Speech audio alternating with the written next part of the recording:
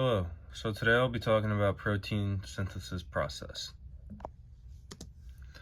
Protein synthesis, transcription, translation, and regulatory control. Protein synthesis is a huge and important process where cells produce proteins, essential molecules for life. This process has two main stages that we will be talking about: translation and transcription, along with various regulatory mechanisms that help with precise control. First one we will be talking about is transcription, DNA to mRNA. So transcription is a process where the information in a strand of DNA is translated into a complementary strand of RNA known as messenger RNA. It involves RNA polymerase. In eukaryotic cells, this process occurs in the nucleus. Steps of transcription. Initiation. RNA polymerase attaches itself to a very specific DNA sequence, known as the promoter. Transcription factors help RNA polymerase bind to the proper initiation site. Second step, elongation. RNA polymerase reads the DNA template strand, or antisense strand, and synthesizes a complementary mRNA strand in the 5-3 direction. Uracil is an analog of thymine, which is pairing occurs in adenine. Third step, termination. Transcription is terminated when RNA polymerase encounters a termination signal on the DNA. The newly synthesized pre-mRNA is released from the DNA template. Last step, post-transcriptional modifications in eukaryotes.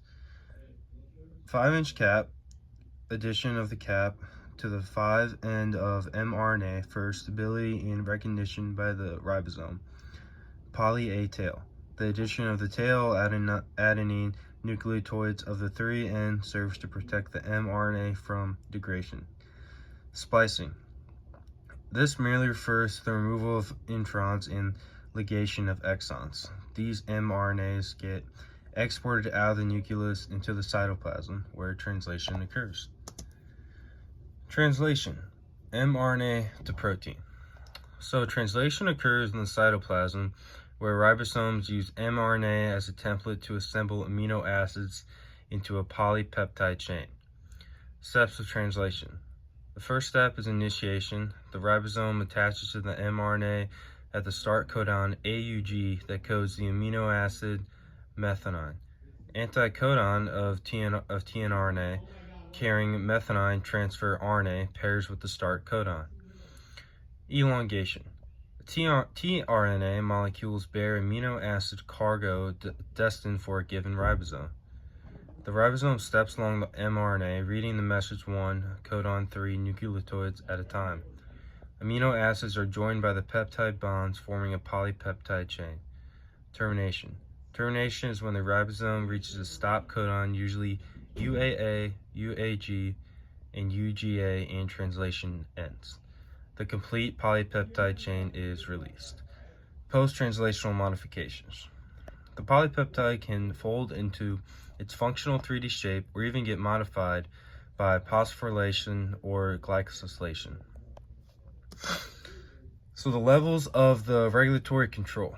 So higher levels are involved in controlling the synthesis of proteins necessary to proper functioning or response to environmental variations. Transcriptional control. So a few of these can be promoters and enhancers. The DNA sequences include affecting the binding of RNA polymerase, transcription factors. Proteins either activate or repress transcription.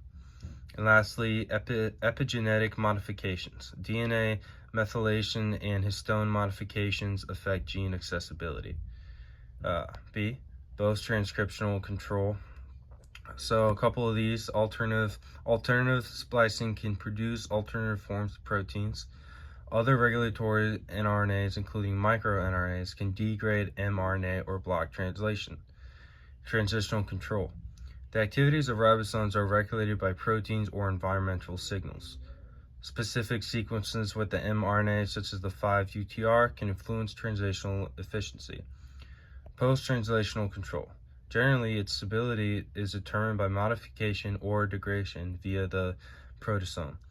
Feedback loops will ensure that proteins are synthesized on demand. Now, this next one, I want to show you guys a little chart I made, or a little diagram of protein synthesis and kind of what it's like. So first up here, this big part is the cytoplasm, and then right here, this little oval is the nucleus. As first, you can see we start off with the DNA, and then through transcription, RNA, and then mRNA through splicing, export, mRNA goes out, transcription is released, translation comes in, the AA chain gets formed, and then finally it folds into the protein. Truly fascinating, and it's really just something that, really interested me. And then lastly, I just wanted to kind of show you my sources or references. Got a few of these. That's where I got them. Make sure to check them out if you need to. We have the Amoeba Sisters, talking about transcription and translation. But yeah, thank you.